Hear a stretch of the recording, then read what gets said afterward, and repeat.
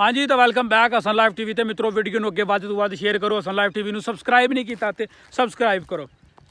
ए ईद सब नालों बहुती किन्ने लानी है भला? कसाइयां ने। कसाइयां भाजी ए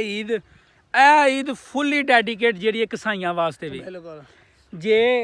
लाइक इस ईद तो बाद और पता है वो इनकम टैक्स वाले रेट पान ना तो कसाइयां घर मैं गारंटी दे नाल आना बोरियां दी पंडां लब्भन। बिल्कुल जी भाजी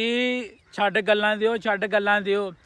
कसाई जेरे ने इस ईद ते सक्के होणगे भला? बिल्कुल जी सके भरा दे नहीं सके आंदे ने जिन्ना अपने घर भी वो बकरा तीजे दिन जाके करदे ने भी टाइम होए ते नहीं ते आंदे ने अब्बा जी आपे ही करी जाओ जिंदा भी हुंदा जी ए 3 दिन ना सानू 3 दिन है भाजी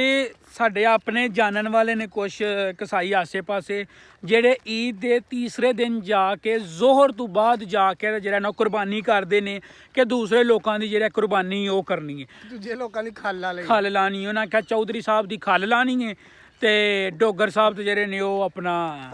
पाए लाने ने तो वो हिसाब किताब है और शेख साहब की उजरी भी हिसाब करनी है तो कसाइयां नूं बेबा कम होने ने भाजी। तो इस तो पहला कि तुसीं लेला लवो या फिर कोई कट्टा शट्टा लवो वो लैन तो बाद तुसीं पछताओ कि कसाई नहीं पै लभदा है या जो भी हिसाब किताब है पहला कसाई लभो फिर लेला लभो। सब नालों जरूरी जी इनफॉर्मेशन होए उस तो बाद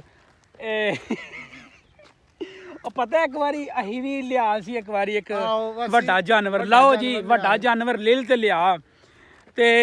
ओ अल्लाह तुहाडा भला करे वो तकरीबन असी कोई 8 बजे नाल असी तकबीर फेरी है ते जाके असर वेले नाल वेले होए एडे को नारी जेरे ने ओ लभ गए हर नाड़ी खिला लभ गए फिर एक बार पहला लिया सी वड्डा हो जाए शायद कट्टा सी कोई कसाई नहीं लभदा ते पहले दिन सानू कोई लभा ही नहीं ते असी वेंदे रहे हुण की करिए। हां ओ दूसरे दिन जाके लभा एंड ते दूसरे दिन भी जाके असर तो बाद जाके लभा वे ते ए सूरत हाल है भाजी कसाई दा जरा बंदोबस्त ओ पहला करो ते बकरे बुकरे नहीं लेदे कि बंदा आपी उन्हां नु बह बू के ना थोड़ा जा चलो हुण इन्ने को हाथ सीधे होई गए ने। हां बकरा इसे वास्ते लईदा तां के जरा ना छेती तो छेती काम मुक जे तैनू पता सी आप हुण ते जिन्ने को असी प्रोफेशनल हो गए लेले दे विच असी लेला को 2-3 घंटिਆਂ ਦੇ ਵਿੱਚ लेला एक ਸਕੂਨ ਦੇ ਨਾਲ ਅਸੀਂ ਲਾ ਲਈ ਤੇ ਦੱਸਿਓ ਆਈਆਂ ਕੋਈ ਮਸਲਾ ਸਰ ਜੀ ਸਾਡੇ ਕੋਲ 3 ਤੋਂ 4 ਜਿਹੜੇ ਲੇਲੇ ਨੇ ਉਹ ਹੁੰਦੇ ਨੇ 3 ਤੋਂ 4 ਉਸ ਬਾਅਦ ਕੰਬਲ ਲੱਗ ਪਏ ਤੇ ਉਹ ਭਾਜੀ ਲੇਲੇ ਅਸੀਂ ਬੜੇ ਹੀ ਸਕੂਨ ਦੇ ਨਾਲ ਬੜੇ ਹੀ ਈਜ਼ੀ ਮਾਹੌਲ ਦੇ ਨਾਲ ਨਾ ਅਸੀਂ 3 ਤੋਂ 4 ਲੇਲੇ ਅਸੀਂ ਨਮਾਜ਼ ਪੜਨ ਤੋਂ ਫੌਰੀ ਬਾਅਦ ਸ਼ੁਰੂ ਹੁੰਨੇ ਆ ਤਕਬੀਰ ਵੀ ਅਸੀਂ ਆਪੇ ਫੇਰਨੀ ਈਚ ਐਂਡ ਐਵਰੀਥਿੰਗ ਸਭ ਕੁਛ ਕਰਕੇ ਖਤਮ ਦੁਆ ਕੇ ਉਹ ਵੰਡ ਕੇ ਕਲੇਜੀਆਂ ਖਾ ਕੇ ਤਾਂ ਅਸੀਂ ਜਿਹੜਾ ਪੁਰਬਾਸ਼ ਹੋ ਜਾਂਦੇ ਆ ਨਾ 11 ਵਜੇ ਨਾਲ ਅਸੀਂ ਪੁਰਬਾਸ਼ ਹੋ ਜਾਂਦੇ